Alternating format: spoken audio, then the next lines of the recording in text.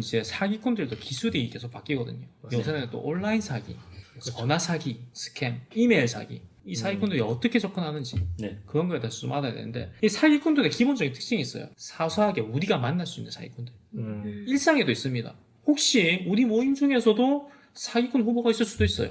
맞아요. 네, 몰라요. 그러면 제가 아 이러지 마세요. 네, 그렇게 알겠습니다. 몰아가시면은. 자, 먼저 사기꾼들의 특징, 우리가 일상생활에 접할 수 있는 사기꾼들의 특징을 제가 이야기를 해드릴게요. 첫 번째로는 자신의 학력과 경력을 부풀리는 특징이 있습니다. 일단 우리 호주에서 검증 못 하잖아요. 조업장 내밀 수도 없잖아요. 특히나 이런 이민사회에서는 많아요. 한국의 대기업에서 일하다가 왔다. 서울대 출신이야, 고려대 출신이야, 엄청 많습니다. 한간에는 이런 이야기도 있어요. 시드니 교민들의 90%가 대기업 출신이다. 자기의 경력을 확인할 방법이 없으니까 부풀리는 거죠. 부풀리는 경우도 있고, 아니면 나의 학력을 많이 내세우는 사람들도 있죠. 그 다음에서 자신들의 백그라운드, 나는 너보다 좀 더 높은 사람이야, 대단한 사람이야, 이런 인식을 상대방한테 심어준다는 거죠. 근데 하나 더 있습니다. 네. 학력 부풀리기도 있지만 네. 군대 부풀리기도 있어요. 그래요? 이거는 가장 빈번한 것 같습니다. 남자들끼리 대화할 때 네. 내가 제일 힘든 데 나왔다. 그렇죠. 옆에서 아닌데? 내가 더 힘든 데 나왔는데? 실제로 그거 있었어요. 이거 호주에서 있었어요. 네. 호주에 해병대 전우회가 있었거든요. 해병대는 정말 네, 해병대 여기까지. 전우회가 너 몇 키야 하는데. 아니 근데 이거는 부풀리가고 맞지만 음. 저거는 진실 아닌가요?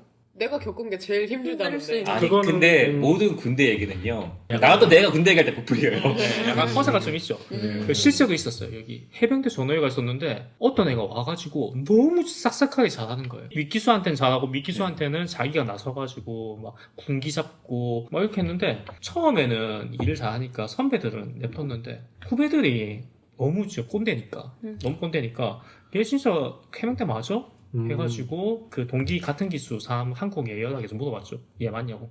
근데 알고 보니까 얘는 군대를 간 적이 없는 애였어. 네.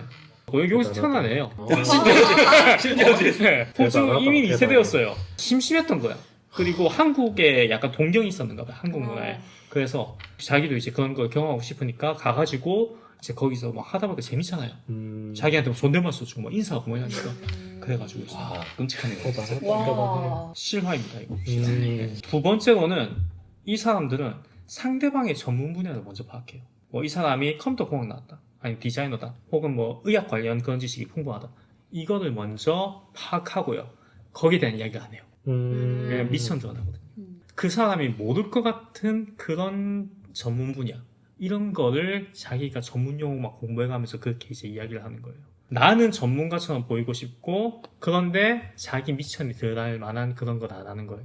빨리 상대방의 전문 분야, 뭔가 장점이 이제 빨리 파악하는 거죠.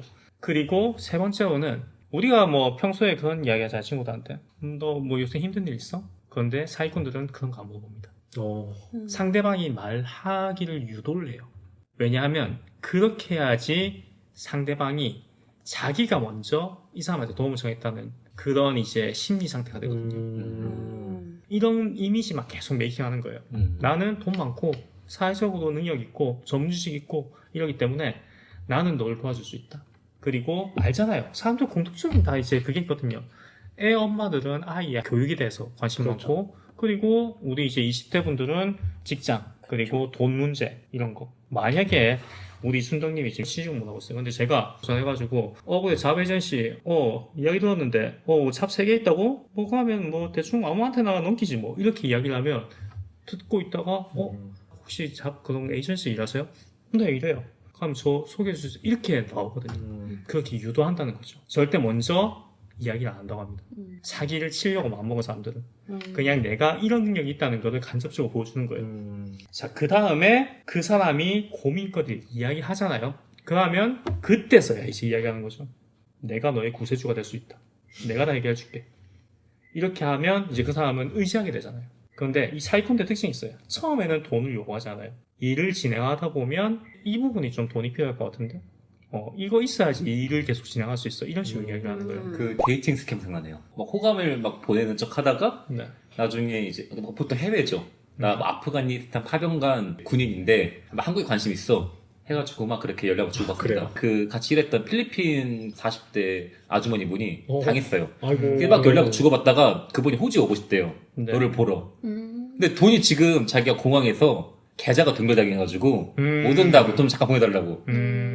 쉬는 시간에 그분이 그걸 얘기하는데 모두 얘기했거든요. 절대 돈 보내지 말라고 파이군이라고. 그럼요. 근데 보내줬어요. 아이고. 사랑의 눈이 멀어서 외로운 눈이 멀어서. 아이고, 네, 어떡해. 맞아요. 여성분들은 특히 이제 독신인 분들은 네. 가족도 있고 이러면 외로움 이제 그런 거 많거든요. 호주에서도 데이팅 스캠 많고 처음에는 호의로 다가가요. 내가 너를 지금 이 곤란한 상황에서 구제해줄게. 내가 너의 구세주가 될 수 있어. 이렇게 한 다음에 나중에 천천히 돈을 요구하는 거죠. 근데 그 돈이 많고 적고가 문제가 아니에요. 그 사람에 있는 가지고 있는 걸 전부 다 빼오면 그 사람은 성공한 거거든요. 네, 그렇기 때문에 이제 그렇게 접근을 한다. 사기꾼들의 가장 큰 특징. 구원자처럼 행동하는 사람을 좀 피해야 되는 거예요. 네, 그런 걸 좀 피해야 되고요. 우리 이제 거짓말에 대해서 한번 이야기를 해보겠습니다. 거짓말도 이제 어찌 보면 종류가 다양한 게 있잖아요. 네. 사람들은 보통 하루에 평균적으로 10번의 거짓말을 한다고 합니다. 근데 이게 거의 대부분의 사람들은 사회적인 거짓말, 선의의 거짓말이라고 하죠. 뭐 예를 들면 제가 지각했어요. 그런데 늦잠 자다가 지각했어. 그런데 차가 막혀서 지각했다고 이야기를 하잖아요. 그래야지 분쟁이 빨리 끝나니까. 그렇죠. 저는 그 차가 막혔는데 앞에 죄송하다고 하잖아요. 네. 그러니까 사실 제가 어렸을 적에 들었던 생각이 뭐였냐면은 예절이란 말이 이해가 안 갔습니다. 굉장히 어렸을 적에. 지금 아닌지지만 신뢰할 만한 상황이 아닌데도 신뢰합니다를 하래요. 그 왜? 그냥 그게 예절이래요. 그래서 저는 어렸을 적에 예절은 내가 마음에 없는 얘기를 이 사람의 기분을 달래주려고 하는구나. 네. 그럼 이게 거짓말 아니야? 이제 물어봤는데 일종의 거짓말이지만 필요한 거짓말이라고. 고마울 때는 고맙다고 얘기하는 건 예절이 아니거든요. 네. 진짜 마음에서 나온 말이니까. 근데 고맙지 않은데 이 사람이 어떤 호의를 베풀었다고 내가 고마워? 얘기하는 게 예절이잖아요. 네. 사회에서 인간으로서 사는 것 자체가 거짓말을 배워나가는 게 아닌가 라는 생각을 어렸을 적에 굉장히 강하게 했습니다. 선희의 네. 거짓말. 근데 이게 사회적 거짓말이라고 이야기하잖아요. 네. 그 실제로 영화에도 그런 게 있었거든요. 거짓말이 없어진 사회. 그런 걸 배경으로 만든 아, 영화가 있었죠. 저도 봤어요. 있죠. 한 명만 거짓말을 하죠. 네. 주인공만 거짓말을 맞아, 해요. 맞아. 할 수가 있죠. 네. 한국 아니요. 아니요, 영국 영화로. 영국 영화예요. 네. 네. 거기 보면 이제 거짓말을 할 줄 알고 다른 사람들 진실 이야기하니까 인생이 너무 편한 거예요. 여자도 정말 쉽게 만날 수 있고 사업도 다 할 수 있고 아는 것 같아. 근데 그건 그게 또 네. 반대가 된 영화도 있어. 근데 나중에 자기는 이제 거짓말을 못해. 계속 아, 한국과는 거짓말을 아, 못하는 응. 거구나. 그럼 나중에 주인공이 괴로워하잖아요. 음. 그러니까 이게 진실이 우리 요즘 팩폭이라고 하잖아요. 네. 진실이 때로는 폭행이잖아요, 사실. 그렇죠. 거짓이 오히려 그걸 감싸주는 역할이고. 그렇죠. 그게 사회적 거짓말이고 어찌 보면 네. 그게 사회성일 수도 있거든요. 근데 여러분도 이제 거짓말 안 한다고 하지만 자기도 알게 모르게 거짓말을 합니다. 예를 들자면 뭐 못생긴 사람한테 너 못생겼어 이렇게 이야기하면 그건 신뢰잖아요. 저 애기 사진 좀 봐봐요. 어때요, 애기? 하면 어, 뭐라고 너무, 해요? 너무 예쁘네. 애기다. 안 예뻐도 예쁘다고 해. 너무 예쁘. 이게 거짓말이죠. 이게 도저히 입에서 안 나올 때는 귀엽네요. 귀엽지도 않잖아, 근데 맞아, 사실은. 저 이거 들었는데 차마 말을 못하겠어서 애기다. 애기네요. 라고 그건 끝냈대요. 거짓말이 아니네요. 그런 자기의 이익이 아니라 타인의 기분을 맞춰주기 위해서 하는 거짓말은 사회적 거짓말. 이거는 어찌 보면 좋은 거짓말이라고 볼 수 있죠. 그 반대로 또 이제 자기의 이득과 자기의 뭔가 과신을 좀 부풀리기 위해서 하는 그런 거짓말도 있고요. 그런 거는 이제 나쁜 거짓말이라고 하고 사기로 넘어가 버리면 그거는 나의 이득을 좀 탐하려는 거짓말이잖아요. 그게 어찌 보면 가장 제일 나쁜 거짓말이다. 그래서 저는 이제 거짓말도 무작정 나쁜 게 아니라 적당히 자기가 잘 쓰면 정말 좋은 사람으로 이제 이미지 메이킹할 수 있는 그런 거라고 생각하거든요. 그래서 이게 어찌 보면 대화의 기술일 수도 있습니다. 네, 대화의 기술. 그리고 우리 한국 사람들이 이제 서양 사람들과 다른 게 뭐냐면 우리 한국 사람들은 기본적으로 겸손함을 미덕으로 생각하잖아요. 그렇죠. 내가 이뤄놓은 어떤 자산이나 그 경력을 축소해서 이야기하는 게 그거를 이제 미덕이라 생각하는데 이게 심리학 용어가 있습니다. 임포스터 증후군이라는 심리학에 그게 내가 이뤄놓은 경력이랑 뭐 자산 이런 거를 그냥 뭐 내가 대단해서 이렇게 한 게 아니라 그냥 내가 운이 좋았고 뭔가 이거는 내 노력이 아니라 약간 사기에 가까운 그런 걸로 얻어 걸린 거다. 이렇게 생각하는 이제 증후군이거든요. 네. 근데 저도 실제로 그런 적이 있었어요. 포지션이 커지다 보니까 나 혼자 막 부담되는 거예요. 나는 대단한 사람 아닌 것 같은데 사람들이 막 댓글로 정말 막 띄워주고 하니까 그래가지고 내가 이런 평가를 받아도 되나? 약간 이런 생각도 많이 했었고요. 그런 경험 혹시 있으신가요? 누가 저를 띄워준 적이 없었기 때문에 뭔가 내가 너무 고평가 받은 것 같다. 아니, 고평가도 받아본 적이 없기 때문에 음.